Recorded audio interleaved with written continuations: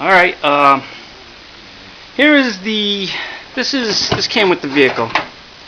Remember I had said early on, one of the earlier scenes, that I had scabbed in and pieced in some new metal? Well, essentially it's the other side of this.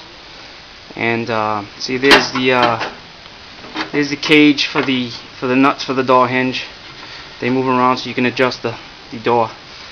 Like I was saying, here's an existing rocker panel, a piece of it. This is where it comes up underneath. Here's the inner. Actually, the inner is right here. Here's the outer. Or you have this tab. There's this little indentation that this tab sits in, and it's tack welded here, and it's tack welded here, and here. I'm going to show you. I already fit the new panel. I mean, I took it off a number of times.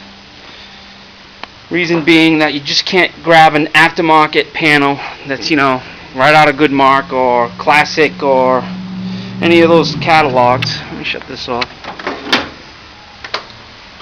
Okay, I fit the new panel. I had to do a lot of trimming. This panel came off 3-4 times, and it's probably going to end up coming off more.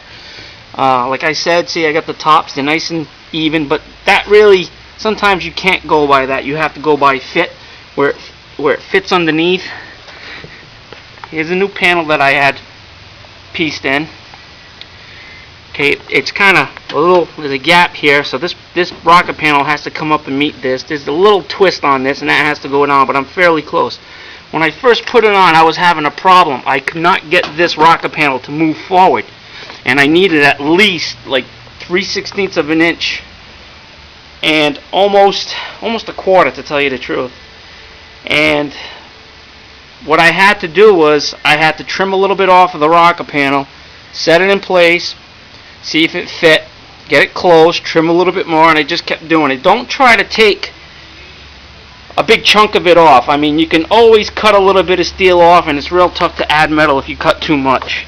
And on one of the earlier things, I mentioned the rocker panel going up inside the quarter panel. Well, this is what I mean. It goes all the way back and ties into the fender well.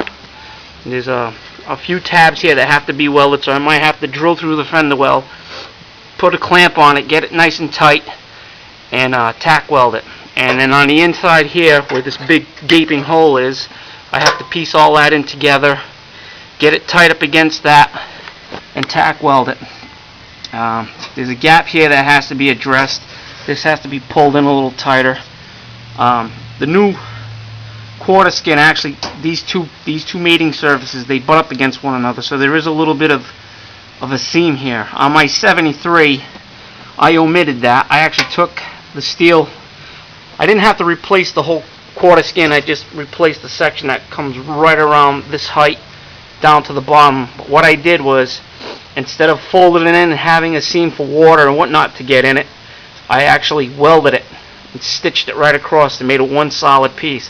So there's no possible way, if anything, not that I drive it in the winter or in the rain, but there's no possible way of any water getting behind here. And if you have any untreated metal, I mean, they give you drain holes below in that event, because you do get water if you do drive it in the rain. But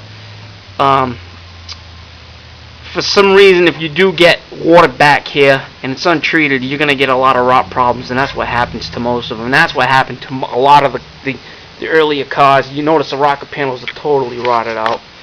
I got a few clamps on it, but I'm going to have to need a lot more than that. I'm probably going to have to get Cleco pins. That will help out greatly. But one thing at a time, you know. I have to budget. This is a budget build.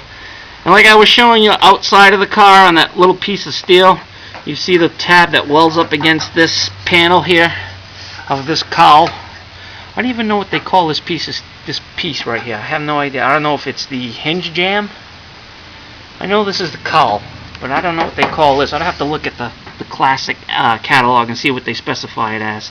And here's the bottom tab that fits inside that indentation. Now it's fitting nice. This tab before, I don't know if the camera's picking it up, but this tab before was back that way to the left of the screen, a good 3/16 to a quarter of an inch, and I couldn't get it to fit. So what I had to do was I had to take this panel off and keep cutting a little bit off, putting it back and sliding it forward.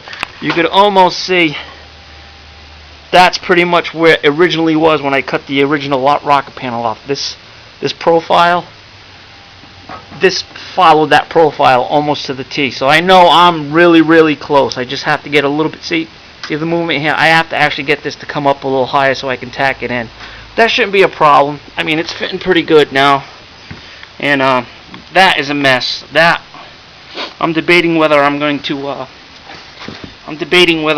cut this out and just weld in new steel. Just, weld in a profile and put a bead here on the edge. I don't know.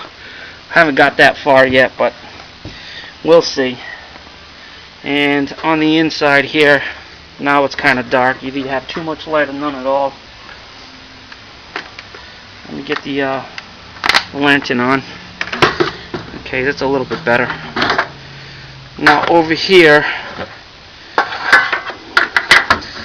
you see the new rocker panel. You see how the two mating flanges are really not quite that. With a hammer and dolly and the clamps, maybe the Cleco pins will suck that in, and that shouldn't be a problem. This right here, I have to actually add all this steel in. This flange actually gets pushed down and welds into the rocker panel, so you have a nice tight surface in here. This will all be seam sealed afterwards. It comes from the factory seam sealed. I'm going to do the same thing. I want it nice and tight. All this gets seam sealed.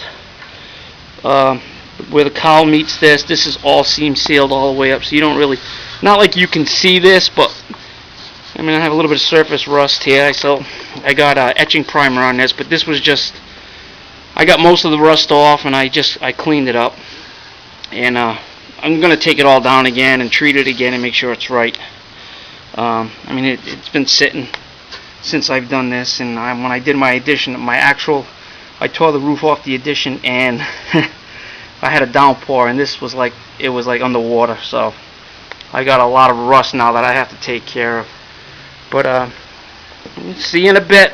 Maybe hopefully this thing will be tacked into place, and it'll work out, it'll be alright. What will be next will be fitting the door, which is buried in there. I reskinned that door, so that door is all set to go. I just got to repin the hinges because the pins are wasted and the bushings are going, so I'm going to have to redo that. And I'll set the door in here, and then I'll try to fit the rear quarter.